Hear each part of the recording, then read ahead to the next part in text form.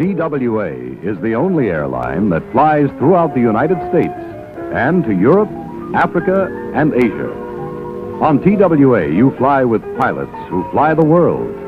Only Trans-World Airlines link 70 cities in the USA with 15 world centers overseas. Nationwide, worldwide. Depend on TWA. TWA's the way. Welcome to episode 1 of a series where we're going to recreate airline food from the golden era of airline travel, when even in economy class, you could get meals of restaurant quality, tasty, satisfying, and impressive. We're going to recreate the food in economy class from 1975 if you were to fly on TWA, Trans-World Airlines, between Europe and the US. Let Trans-World Airlines be your host when you travel the world or fly coast to coast. I actually flew on TWA back in the 1970s between London and New York, and I remember this menu in economy class. You didn't have to fly in first class back then to have a wonderful menu, including drinks and an explanation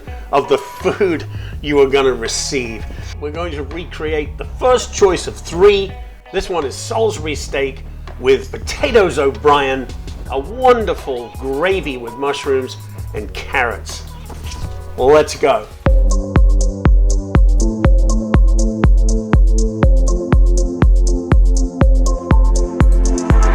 One thing to know about airline food back in the heyday, in the golden era, when they were producing meals that were actually worth eating, is that they always tried to infuse the meals with extra flavor because the servings were kind of small, especially in the economy cabin. So we're going to go ahead and prepare this, and the little secret to a great Salisbury steak is getting the onion flavor to really infuse the steak. We take our breadcrumbs, always breadcrumbs in Salisbury steak, a good amount of breadcrumbs.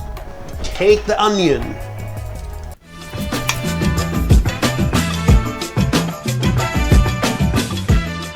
and here's the little secret. We're going to grate the onion onto the breadcrumbs.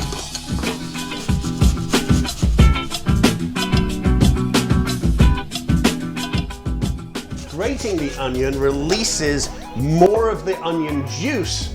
Not only does it make things taste good, but it'll make you cry. We'll mix these together. We want that onion juice to infuse all of these little breadcrumbs so they're singing and happy in here. And this will taste so good when it's mixed in with the meat. And here we have an 80-20, meaning 80% lean, 20% fat, good quality ground beef. That's all we need there. Of course, salt. Good amount of salt, some freshly ground black pepper, Worcestershire sauce,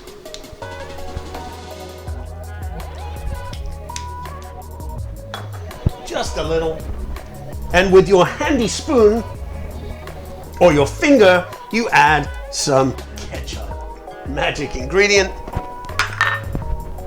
1 viciously beaten egg.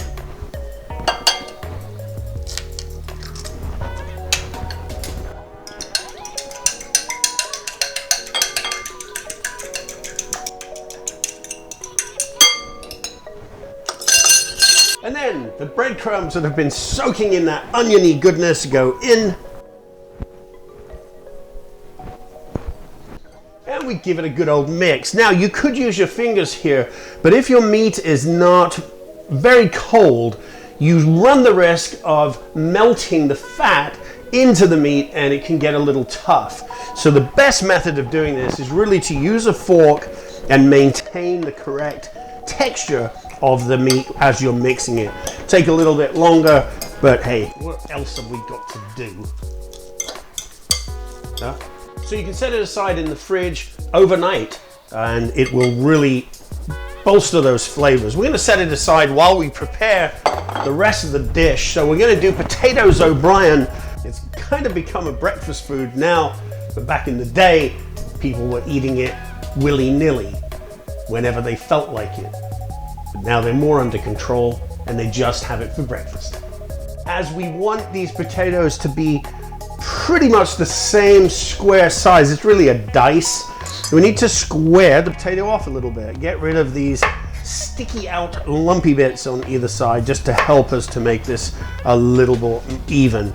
Then we're going to choose the size, which I think is, I don't know, maybe is that about a 1/2 inch or so, I think. And then we'll just slice down the potato in as many slices as we can get, and about the same size, just like that. Looks about good to me.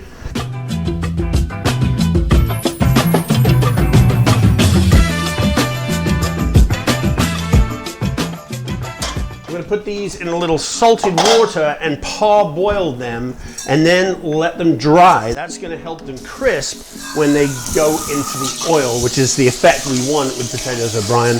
You don't want them sludgy and sloppy. You want them quite crisp. And now, quite simply, green pepper, bell pepper.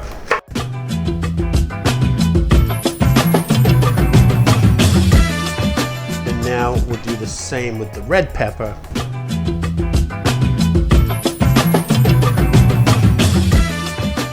We've got 3 nice, fresh, but small carrots here. Airline food, this is not going to be a big plate. This is going to be pretty small, but because of the flavors we're going to add to the whole dish, it's going to be really satisfying. We're going to need some garlic for the gravy, the wonderful mushroom gravy. So we're going to just crush this down. And we just want to finely chop this garlic to give that extra flavor to the gravy. We were talking about how important the flavor is on this airline food.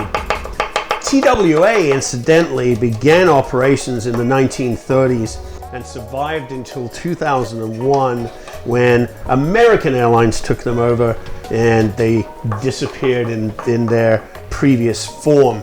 There's one airplane that I know of that might be more flying around for American Airlines with the old TWA colors on it. I think they call it a retro jet, and it's a reminder of some of the heritage that came with TWA. TWA was an international flag carrier back in the day and flew all around the world. Howard Hughes had a time at the helm of that airline. It was a flag carrier next to really Pan Am. Those were the two, Pan American and TWA in those days, that were the most important airlines in America. Both of them have disappeared now, but boy, did they serve good food. We're also going to put a little shallot in the gravy. Again, we're going to have wonderful flavors here to really ramp this up.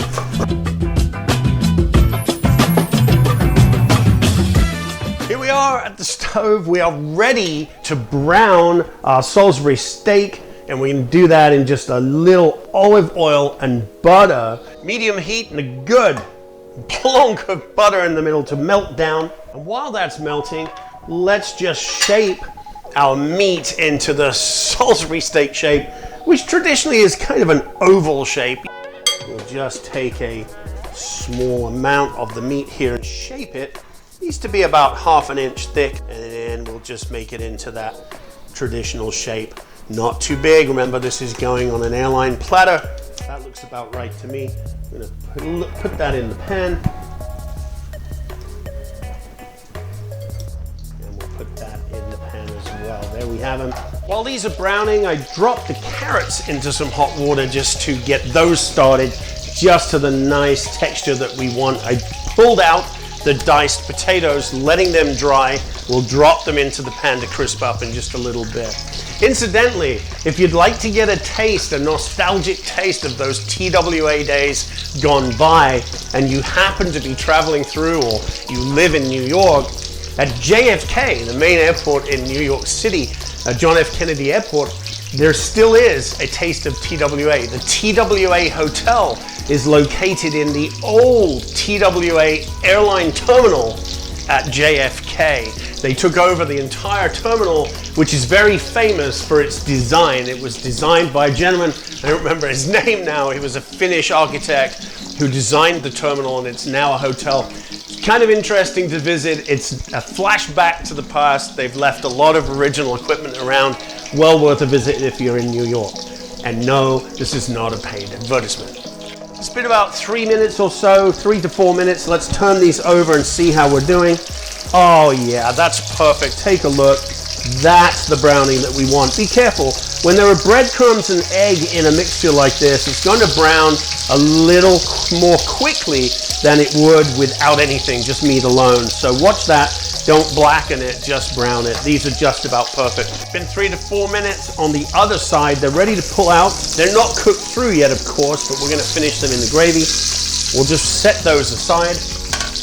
You don't need all of this oil and butter in here, just a little bit to get the mushrooms started for the gravy. So I'm going to pour off a lot of that, leave some of it, and then just put in our wonderfully sliced mushrooms are going in,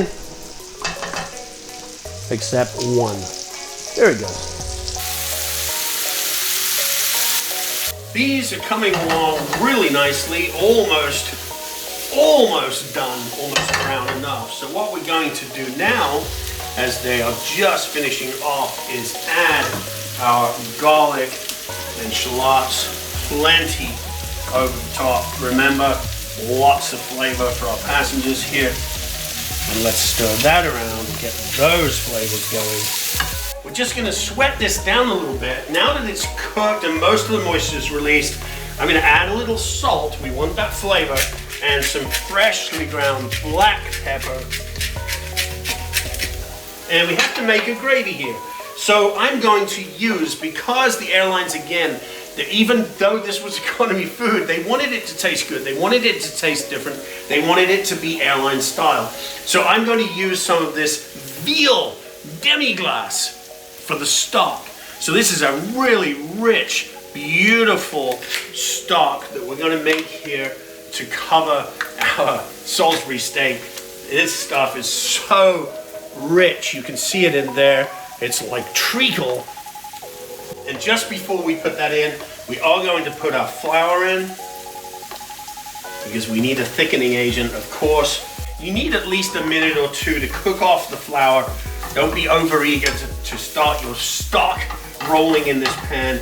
You do want that flour to lose its raw flavor. It makes all the difference when you're preparing a gravy like this. Now we're gonna add our demi-glace. If you have the time to make this at home, it is wonderful, but it takes a lot of time, a lot of effort. I don't have that kind of time, so I'm just using this prepared one. This particular product seems to work very, very well for me, along with some water. We don't need stock because that demi-glace has plenty of flavor, plenty of richness, and it's just going to melt down as this water comes back to the boil here. This is coming to the boil and bubbling nicely. It's going to reduce and thicken. So what we want to do is put our meat back in to finish cooking through. So we're going to take these nice Salisbury steaks, give them a little bit of a basting in this hot liquid, and they are going to cook nicely. I'm going to move them over one burner here because I need to now cook the potatoes O'Brien. We have our carrots ready. We've got our meat bubbling away. Now I'm going to heat the oil in this pan for the potatoes O'Brien. Got our cool dried potatoes into the hot oil.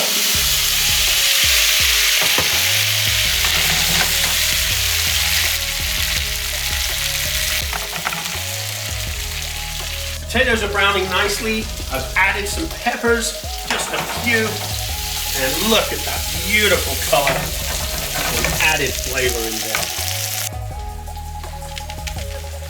Potatoes O'Brien, crispy brown, beautiful. I added just a pinch of salt and a little freshly ground black pepper. I'm going to put those to one side and bring in the carrots. Let's just warm those up with one last little step here.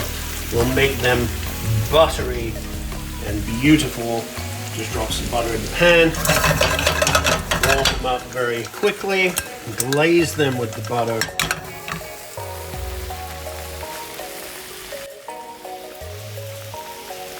And hit them with the parsley.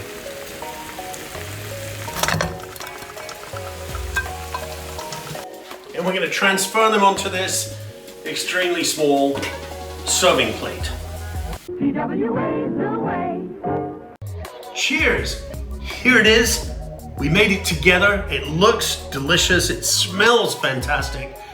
Now we just have to taste it. Here's my little AIRLINE glass of wine, which is a children's portion.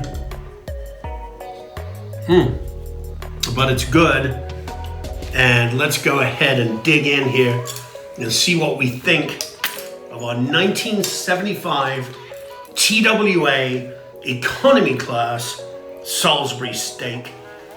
Well, it cuts through nicely. It looks beautiful. It's the right consistency. Inside, I'm just going to take a taste of the Salisbury steak on its own.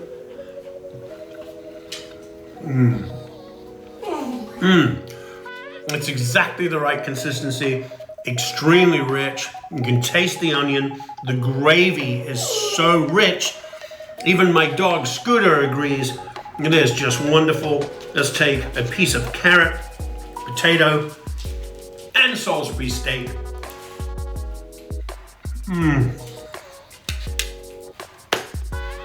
Fantastic. This is worth making at home. You can make a larger portion if you want. This is what they were eating crossing the Atlantic. It's fun. It's full of flavor. Stay tuned. If you've enjoyed this and you want to see the rest of the series of AIRLINE food, hit that subscribe button. You'll know when we release the next episode, and we look forward to seeing you right here.